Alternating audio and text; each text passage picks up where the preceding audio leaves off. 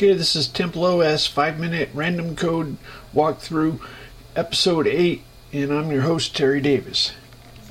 So here we go. We're going for a random code location, Alt B. And where are we? HD audio task. Oh boy, guess what? This is not on the distribution. This is on my this is my personal code. I guess we can go ahead and talk about it.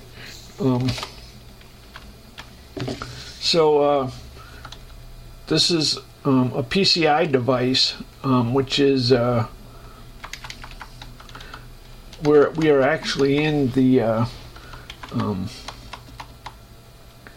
I didn't do interrupts because I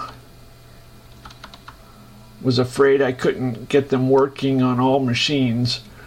It's very complicated working out PCI interrupt pin numbers. You have to know the pin number on the chip, that kind of thing. Anyway, so let's go ahead and see what this is doing. This is the task that feeds the buffers, and it sets up a routine. If it dies, when this task ends, it calls this callback. And let's see what the callback does. The callback basically frees a waveform buffer control, and it sets, I don't even know what SWC stands for. Anyway, so this is not on the distribution, but the waveform code is on the distribution. If you go in the Atom sound directory, in the audio math, this will generate a buffer full of a waveform. If you want to see what a waveform looks like, let's go look at, there's a demo, graphics, I think it's called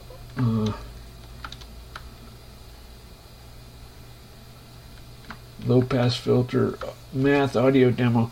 Okay, so these are waveforms, okay? And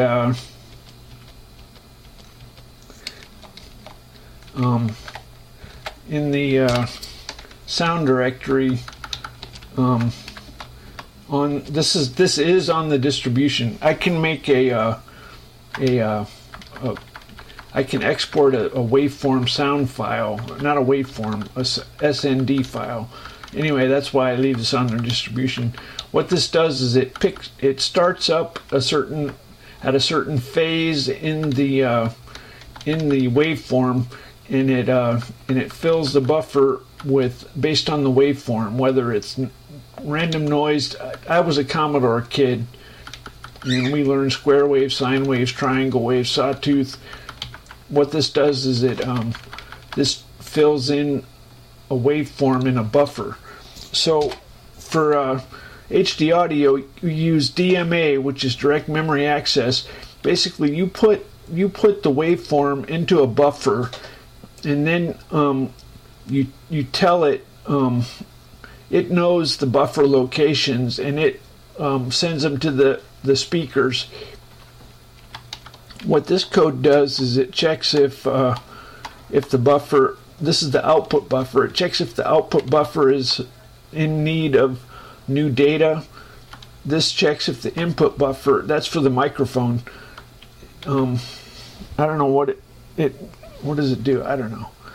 It changes to the next buffer. I think you can, anyway, and it sleeps for a millisecond. So these DMA buffers keep it busy for, I think I do 2 milliseconds or something like that. And so as long as the system's not disrupted, then these buffers will get updated, and we don't use interrupts.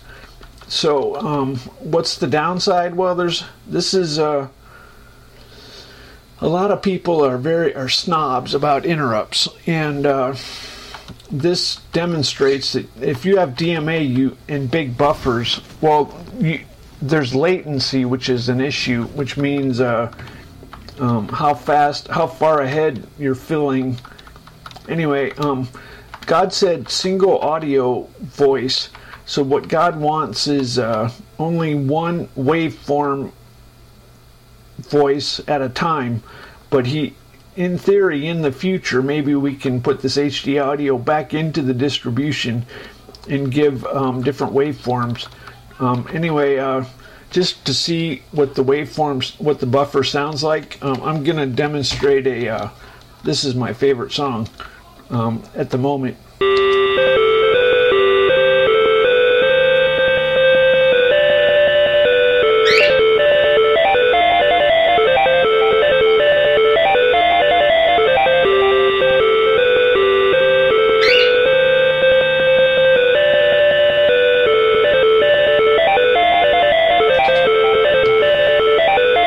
Okay, anyway.